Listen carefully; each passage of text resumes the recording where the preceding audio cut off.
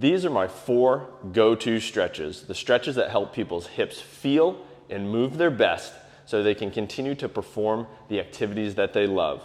Whether it's picking up your grandkids or running a marathon, these 4 stretches can be helpful to help you move and feel your best. Let's get started. Now, a pigeon pose is stolen from yoga, but it's a great stretch for the back of the hip. And you're basically getting your shin out in front of your body. Okay, so we have our shin relatively perpendicular to your body.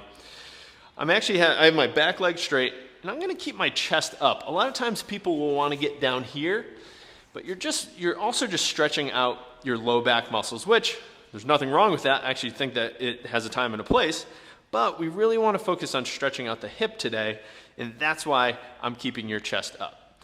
Now, if you feel like you don't get much of a stretch here, or if you feel that this position is uncomfortable on your knee, there is some modifications, and I'm gonna show you those right now.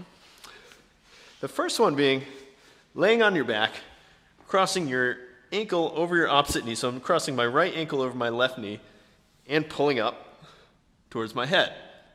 Now, you might feel this a little bit more. Maybe you feel it in a different area of your hip. Or if this is still bothersome to your knee, what you can do is you can take your opposite hand, so my left hand, and I'm pulling my right knee up and over across my body. It's a lot less rotation occurring at my hip when I do this. Now, I'm gonna be holding this for about 30 seconds or so. And if you're still in the pigeon pose, just keep holding it anywhere between 30 seconds and 5 minutes will get you a relatively similar amount of stretch at the muscle fiber level. So if you're in a pinch, go for 30. If it feels really good and you can sink into it a little bit more and relax a little bit more, try holding as long as you have time for, really.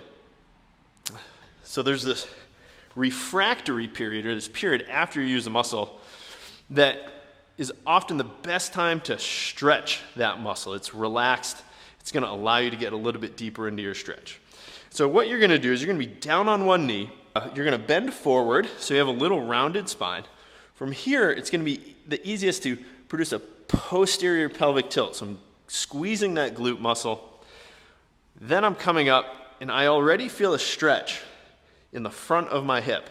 Now, you might want to push your pelvis forward, not arch your back, but push your pelvis forward so you get a little bit more stretch in your hip flexor. Now I'm gonna hold this 30 seconds, but you can hold it up to 5 minutes if you're comfortable on your knee. If you feel fine in the front of your hip, you can hold this as long as 5 minutes if you want. For the most part, myself and my clients will usually hold it 30 to 60 seconds and then switch sides, but you can do what makes you feel best. So I have about 5 seconds left here, and you can always try to grab here. You'll get a little bit more quad stretch and maybe get out of your hip flexor that way. So if you're really trying to stretch your hip flexor, just keep the foot down and back. All right, so we've stretched out our hip flexor. And now, got my towel or strap or rope or whatever it is, and I'm gonna be wrapping around my right foot because I'm stretching out my right leg. And then it's just simply going up into the air for a nice little hamstring stretch, and I'm holding about 30 seconds. Check the clock. Now, if you're unable to do this, if you don't have a strap or a rope available right now, you can actually simply sit with your legs extended, grab underneath the backs of your legs while trying to maintain as straight of a back as possible. I understand that it might round, and that's actually okay, but I want you to feel that stretch in the back of your legs, or you're feeling a hamstring stretch. I've got about 10 seconds left here. I'm gonna finish it on the ground, but once again, you can do that modification if you don't have the equipment around. Towel aside.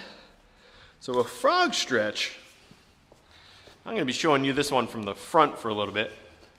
It's basically taking your knees out as far as you comfortably can until you feel a stretch in your inner thighs.